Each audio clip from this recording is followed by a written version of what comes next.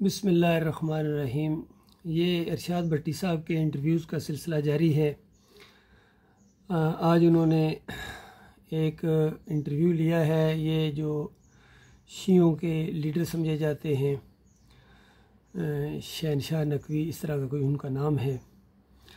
तो ये इतने लंबे चौड़े इंटरव्यू के बाद भी कोई नतीजा नहीं अखज़ हो रहा है, बल्कि नफ़रतें और बढ़ेंगी, क्योंकि ईमान खालस के नुक्ता नज़र से ना ये इंटरव्यू लिए जा रहे हैं, ना इनको उस पर फोकस कराया जा रहा है जिस पर इत्तेहाद हो सकता है। अगर आप वाकई इस सारे इंटरव्यूज़ लेने का मकसद मुसलमानों के अंदर जो फ़िरके बन चुके हैं इनको आप जोड़ना चाहते हैं और सही मानों में जोड़ना चाहते हैं, तो वो तरीका इख्तियार करें जो आपके मालिक और खालिक ने आपको बताया है। वो ज़बरदस्त तरीका है। देखिए, अहले किताब को कहा गया कि आओ अहले किताब, एक ऐसी बात के ऊपर हम इकट्ठे हो जाएं जो हमारे और तुम्हारे दरमियान मुश्तरक है, और वो ये है कि हम पहली बात जो है कि अल्लाह के अलावा किसी और की बंदगी ना करें और उसके साथ किसी को शरीक ना ठहराएं, और हम में से कोई भी अल्लाह के अलावा किसी और को अपना रब ना माने। ये तीन शराइत जो गोया एक ही बात है, उसके तीन हिस्से समझ लीजिए।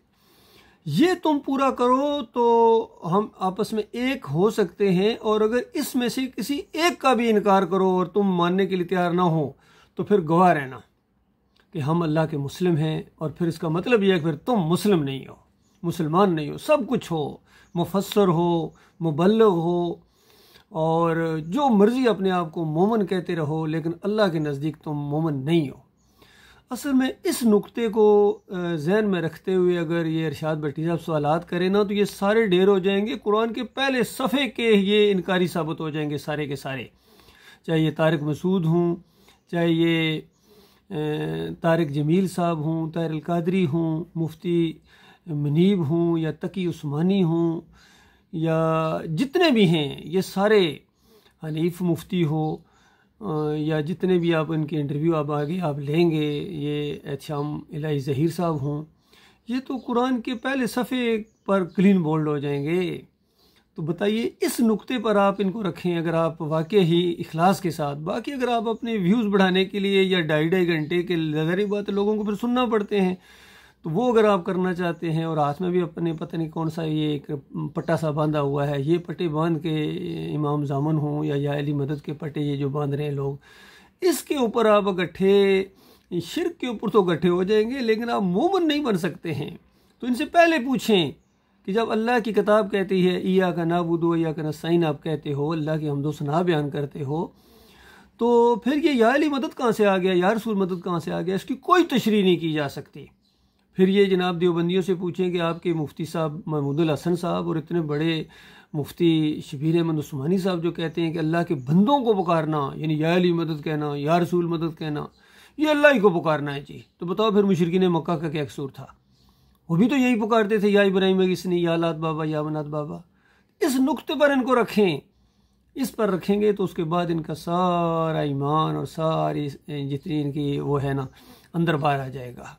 तो ये मामला है अल्लाह के बंदो। अगर इस नुक्ते पर नहीं आते हो तो फिर जितनी मर्जी स्टोरियाँ सुनाते रहो, किताबों के हवाले देते रहो, और फिर देखिए इन्होंने इनसे पहले पूछें कि हदीस में तो आता है सबसे गलीज़ तरीन और सबसे ज़्यादा सख्त अजाब उसको दिया जाएगा जिसने दुनिया में अपने आप को शहनशाह कहलवाया।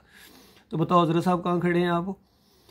तो इसके बाद ये जो नकवी साहब हैं, इन्होंने ये कहा कि देखो ये जो मेहदी साहब के हवाले हैं, ये सुन्नी उलमा ने ज़्यादा बल्कि काम किया है। तो असल में यहाँ भी प्रॉब्लम हुई है। ये सुन्नियों ने अगर सही हदीस का यानी उस पर एतमाद किया होता और इन झूठी रवायतों को ना बुनियाद बनाया होता, तो आज उनको क्यों ये कहने का मौका मिलता कि ये मेहदी इस तरह, ये मेहदी के वो आएंगे और ये करेंगे और वो करेंगे। बिल्कुल झूठी बात है, इसका हकीकत से कोई तल्लुक ही कोई नहीं है।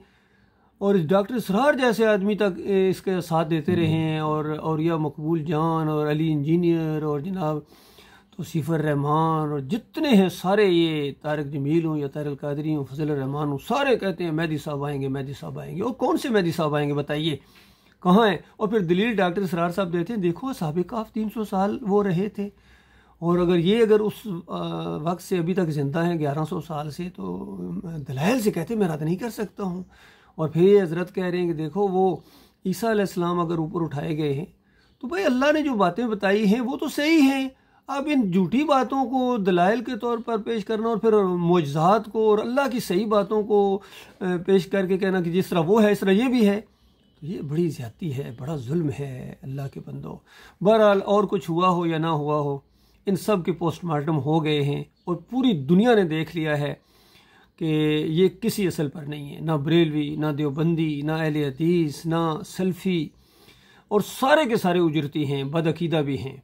और अगर जब तक सही मानों में ईमान खालिस नहीं किया जाएगा, ला इलाहा इल्लल्लाह मुहम्मद रसूलुल्लाह, पहले इसको समझो कि अल्लाह के अलावा कोई माबूद नहीं है, कोई पुकारे जाने के लायक नहीं है, फिर या अली मदद, या रसूल मदद सब ख़त्म, या अब्दुल कादिर जिलानी, तो खैर सवाल पैदा नहीं होता। जब अल्लाह के अलावा कोई नज़र न्याज के लायक नहीं है, तो फिर ये 11वीं 12वीं 10 मुहर्रम के शरबत सब फारग छुट्टी। और जब अल्लाह के अलावा कोई वास्ते वसीले के लायक नहीं है, अगर वास्ता वसीला देना है तो अल्लाह के ज़ाती नाम है, उसके सफ़ाती नाम है, और अल्लाह ने बताया भी, तरीका भी बताया, वलिल्लाहिल अस्माउल हुस्ना फदहू बिहा, अल्लाह के अच्छे अच्छे नाम हैं, इन नामों के ज़रिए पुकारो। तो फिर बेहक़ फ़लाँ, बेहुरमत फ़लाँ, अपने हबीब के सदक़े, अली और हसन हुसैन के सदक़े, सब शिरक साबित हो जाएंगे अल्लाह के बंदो। इस पर आते हो तो आओ, और अगर नहीं आते और तुम कभी नहीं आओगे, यकीन करो कभी नहीं आओगे। ये जिनका पेट दीन के साथ लगा हुआ हो, जो मसलक के साथ हों, जो फ़ुरूई बातों के ऊपर फतवे लगाएं, ये कभी ईमान खालिस की तरफ नहीं आ सकते हैं। तो बहरहाल गवाह रहना कि हम मुस्लिम हैं, हमारा किसी मसलक से कोई तल्लुक़ नहीं है, ना बरेलवी, ना देवबंदी, ना अहले हदीस, ना सल्फ़ी, ना हम्बली, और ना आज के ये सिया जितने फ़िरके हैं सब हमारा इनसे कोई तल्लुक़ नहीं है। सियासी लोगों से भी, इनकी पार्टियों से बिल्कुल हमारा कोई तल्लुक़ नहीं है। हमारा तल्लुक़ है सिर्फ़ अल्लाह के रसूल सल्लल्लाहु अलैहि वसल्लम से, किताबुल्लाह से, अपने मालिक से, अल्लाह से, और इसी की दावत हम आपको हमेशा देते रहेंगे। हम आपके भाई हैं, मैं आपका भाई हूँ, अरशद करमलाई मेरा नाम है, और मेरा किसी मसलक से कोई तल्लुक़ नहीं है, ना मैं मौलवी हूँ, ना पीर हूँ, मैं फ़ौजी अफसर हूँ अल्हम्दुलिल्लाह। और इन सब के काले करतूत में देख रहा हूँ। वाकई ये असल मुजरम है, यकीन कीजिए ये असल मुजरम है। उम्मत मुसलमान जो यहाँ तक आज पहुँची हुई है, ज़िल्लत और ख्वारी के गड़े के करीब, और दुनिया की ज़िल्लत देखी नहीं जा रही है, और आखिरत में जहन्नम की आग का जो अल्लाह ने डरावा दिया है, और इससे करोड़ों खरबों गुना ज़्यादा ज़लील किए जाओगे, वहाँ शिकंजे में कसे जाओगे, हमेशा की आग के अंदर तुम्हें रखा जाएगा। इन्हीं मसलक परस्तों की वजह से, इन्हीं शिरक की वजह से, इन्हीं वास्ते वसीलों की वजह से, इसी जमहूरियत के मुशरकाना निज़ाम की वजह से, ये सारे अपनी दुनिया की खातिर अल्लाह के बंदो तुम्हारी दुनिया और आखिरत दोनों बर्बाद कर रहे हैं। अब तुम्हें इख्तियार है, चाहे तो इन्हीं के पीछे चलते रहो, इन्हीं के पीछे चल के हमेशा की आग के अंदर इनके साथ रहो, या खालिस कुरान और हदीस का कसद करो और तादाद कुरान देखो। ये सारे तो चले हुए कारतूस हैं, इनसे किसी खैर की उम्मीद रखना ये बिल्कुल जहालत और नादानी होगी। खुली दावत दो तौहीद की, इनमें से जो मुखलिस होंगे वो निकल कर इंशाअल्लाह हमारी तरफ आएंगे। अल्लाह ताला गौर व फिक्र करने की तौफीक अता फरमाए। बाकी अरशाद भट्टी साहब के लिए भी बड़ी आजमाइश है, चूँकि इनके सब के काले करतूत तो इनके सामने आ गए हैं, इसी बहाने इनको मौका भी मिला इनसे बातचीत करने का। लेकिन अब अगर इन्हीं के पीछे नमाज़ें पढ़ोगे अली इंजीनियर की तरह, और इन्हीं के कसीदे गाओगे, तो फिर इनके साथ हमेशा की आग में रहना पड़ेगा। अल्लाह ताला इस खौफनाक अंजाम से अपनी